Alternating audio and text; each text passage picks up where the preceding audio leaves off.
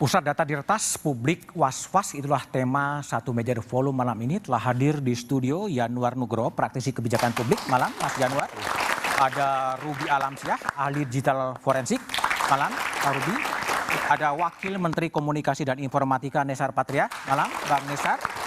Kemudian ada Soleman Pontoh, Kepala BAIS 2011-2013. Dan Mas Pratama Persada, ahli keamanan cyber. Malam Mas Pratama. Malam. Kami juga sedang menunggu kehadiran anggota Komisi 1 DPR Mas Sukamta.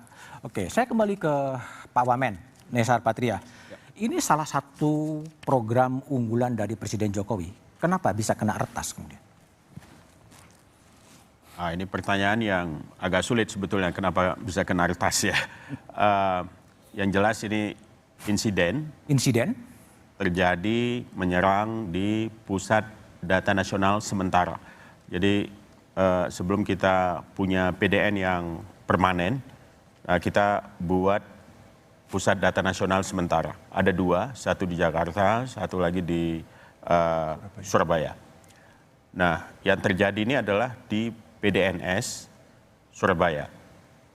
Diserang tanggal 20 Juni, diketahui sekitar pukul 4 pagi gitu. Ada gangguan layanan di sejumlah tenan yang data-datanya itu menggunakan PDNS. Nah, dari sana kita ketahui berdasarkan penelusuran ternyata diserang oleh virus yang namanya Brain Shipper. Dia varian dari Lockbit 3.0 yang sudah dimodifikasi. Itu menurut penelusuran yang kemudian didapat oleh tim yang bekerja untuk menelisik apa penyebab gangguan ini. Nah, setelah itu kita buat langkah-langkah mitigasi. Antara lain tentu saja layanan publik yang paling utama itu coba dipulihkan, dalam artian dibuat kembali jadi normal dengan melakukan migrasi data-data yang berhasil di backup sehingga beberapa layanan publik itu bisa berjalan kembali. Misalnya yang sangat terdampak di imigrasi pada waktu itu, lalu kita juga mendapat laporan dari sejumlah instansi yang lain kalau ada layanan yang terganggu. Tetapi yang paling mencolok saat itu adalah yang di imigrasi. Sempat terganggu lebih dari 3 jam gitu, namun kemudian pelan-pelan bisa dipulihkan. Nah, sekarang ini proses pemulihan terus berjalan, pemulihan dalam artian menormalkan kembali gitu ya. Tentu saja server ataupun data center yang diserang oleh malware yang namanya ransomware ini dia mengenkripsi semua data-data yang ada di sana, file, bukan cuma file tapi juga ruang server keseluruhan itu tidak bisa diakses, sehingga harus lakukan langkah-langkah untuk menangani virus yang kita sebut sebagai ransomware ini. Lagi berjalan dan saat ini pelan-pelan prosesnya berlangsung ya, dan sejumlah layanan mudah-mudahan segera bisa kembali normal. Dari hasil penyelidikan sementara, ini bermotif ekonomi atau ada motif lain? Kalau kita lihat motifnya ekonomi ya. Ekonomi. Karena dia minta tebusan ya. Dia jelas menyebutkan dan sudah disampaikan juga dalam beberapa keterangan ya yang diberikan oleh baik BSSN maupun oleh Kominfo dan juga Telkom Sigma ya sebagai penyelenggara dari PDNS 2. Tebusan diminta 8 juta US dollar atau sekitar 131 miliar. Oke, artinya pemerintah firm tidak akan mengikuti keinginan dari pihak yang meminta tebusan? Sementara ini enggak. Kita coba normalkan situasinya. Normalkan situasi dan sekarang sudah pulih semua? Belum pulih sepenuhnya, tetapi yang langsung berkaitan dengan layanan publik kita coba pulihkan karena itu yang prioritas. Oke, kalau dalam konteks siapa yang harus bertanggung jawab terhadap peretasan yang terjadi pada PDNS itu, Pak Wamen sebetulnya? Ya, tanggung jawabnya mungkin bertingkat ya. Bertingkat? Ya, selain yang mengelola PDNS, ya usernya juga saya kira para tenan, karena ruang digital ini kan dia saling berhubungan ya, saling berhubungan. dan virus itu bisa masuk dari mana saja gitu. Dan pada umumnya virus masuk lewat endpoint kan, lewat user. Nah ini lagi kita telisik karena temuan sementara itu terjadi di salah satu tenan ya, salah satu tenan itu ada loopholes lah, sehingga virus ini bisa masuk. Oke, baik. Mas Ruby Alamsyah, seberapa sulit mengidentifikasi siapa sebenarnya pelaku yang melakukan peretasan itu dari sisi digital forensik? Oke, jadi kalau pelakunya sudah confirm, yaitu si Brandshipper. Brandshipper ataupun nama-nama ransomware ini juga merupakan sebuah nama organisasi, tim kejahatan siber yang terorganisir. Nah kebetulan yang baru ini namanya Brandshipper. Udah pasti mereka, tapi siapa aktor-aktor di belakang mereka itu biasanya keungkapnya nanti agak lama, dan itu biasanya yang mengungkap FBI bareng-bareng dengan Interpol dan pihak penegak hukum internasional lainnya. Nah, tapi ransomware itu mestinya target utamanya bukan mengidentifikasi pelakunya atau mengejar pelakunya. Karena dampak yang terjadi setelah adanya ransomware ini, sistem dan data itu disandera sama pelaku. Disandera sama pelaku, dan untuk menormalkan, memulihkan kembali, pelaku minta tebusan. Nah, jadi penyanderaan inilah yang fokusnya di situ. Apakah kita punya persiapan yang proper, kita dapat melakukan recovery dengan cepat. Nah, yang menariknya kalau ransomware si Brandshipper ini, kalau saya amati dari minggu lalu, 2 hari sebelum kejadian di PDNS, itu sudah ada satu korban lainnya. Dan menariknya, korban lainnya itu hanya diminta $150.000. Nah, komparasi dengan PDNS yang diminta $8 juta, kebayang seberapa besar kualitas maupun kuantitas yang dimiliki PDNS dibandingkan korban yang lainnya yang hanya $150.000. Nah, jadi kekhawatiran kita di situ tuh. Biasanya permintaan jumlah nilai tebusan itu korelasinya dengan kualitas dan kuantitas data. Nah, yang disandera. Nah, itulah jadi kita concern ini, apalagi sudah diinfokan saat ini confirm sekitar 282 instansi pemerintah gitu yang terhubung di PDNS yang terdampak.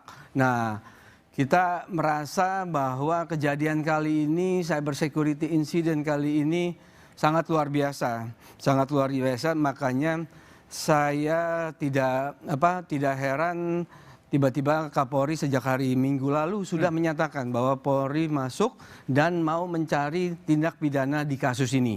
Feeling saya mestinya pernyataan itu bukan mencari peretasnya, bukan mengidentifikasi peretasnya, tapi mencari tindak pidana. Kenapa ini bisa terjadi? Karena dampaknya sangat luar biasa besar. Oke, baik. Pak Soleman Pontoh, mantan Kepala BAIS. Kalau dari sudut pandang intelijen, ini memang apa yang terjadi sebetulnya? Kecolongan atau memang ada kelengahan dari sistem? Kalau kita BAIS juga bol-bol juga sebetulnya. Ya. Jadi kalau lihat begitu, kalau mereka memang pekerjaannya begitu. Hacker. Iya, hacker memang begitu. Nah, kitanya yang harus tahu diri. Sekuat mana kita mempertahankan itu. Itulah sebabnya waktu saya menjabat, karena kita tahu di mana kemampuan saya mempertahankan kalau diserang, apa yang saya lakukan. Data itu saya putus dengan signal. Jadi nggak akan, ibaratnya saya masukkan di dalam air dia. Nanti kalau butuh baru kita pakai. Sehingga di meja saya selalu ada 2 komputer. Komputer nanti yang intern, komputer yang berhubungan dengan dunia luar. Karena kita tahu kelemahan kita itu adalah ketika mempertahankan diri itu paling lemah.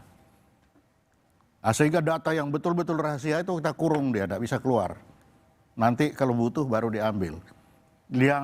Jadi ada 3 data kan, rahasia, confidence, terbuka. Nah, yang terbuka itu yang keluar. Kalau ambil, terambillah.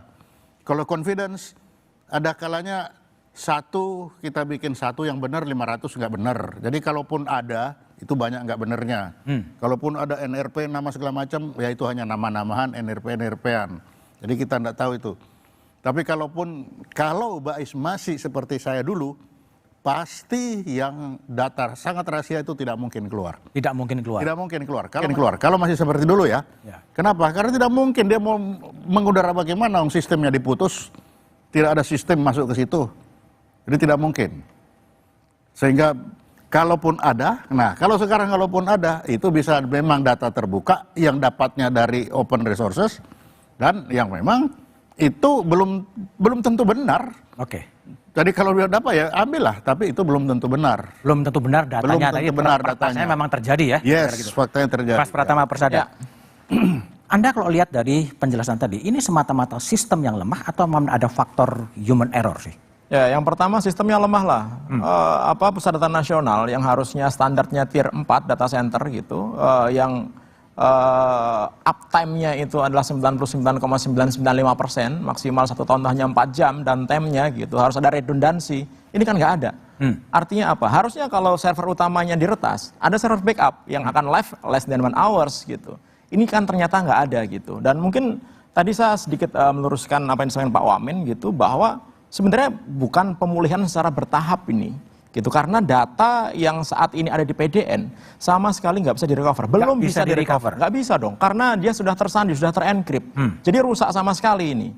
Jadi yang terrecover saat ini yang kita lihat di media bahwa imigrasi, kemudian LKPP, kemudian beberapa institusi bisa karena mereka punya data backup sendiri di tempat instansinya mereka masing-masing, sehingga mereka bisa meng-live-kan lagi data tersebut. Jadi bukan dari PDN. Sistem di PDN ini masih rusak sampai saat ini gitu, nggak tahu sampai kapan, karena enkripsi yang dilakukan oleh si Lockbit turunannya Brand Shipper ini belum pernah ada yang berhasil melakukan dekripsi gitu, kecuali bayar. Yang jadi masalah adalah bayar juga belum tentu dapat key-nya untuk membuka, karena kalau kita bayar kemudian kita salah orang, bukannya kita dikasih key-nya, kita malah dimintain duit lagi, apalagi membayarnya pakai uang kripto. Kita nggak bisa tracking, nggak bisa tracing kemana itu bayarnya gitu, jadi bayar bukan option gitu. Nah kemudian juga tadi kita ditanya masalah yang salah siapa? Kalau menurut saya, maaf ya Pak Wamen ya gitu, tenan itu sebenarnya dikorban gitu, dia bukan salah dong. Ini nggak akan terjadi kalau misalkan Telkom Sigma itu membuat sistem backup yang benar, membuat data center yang benar.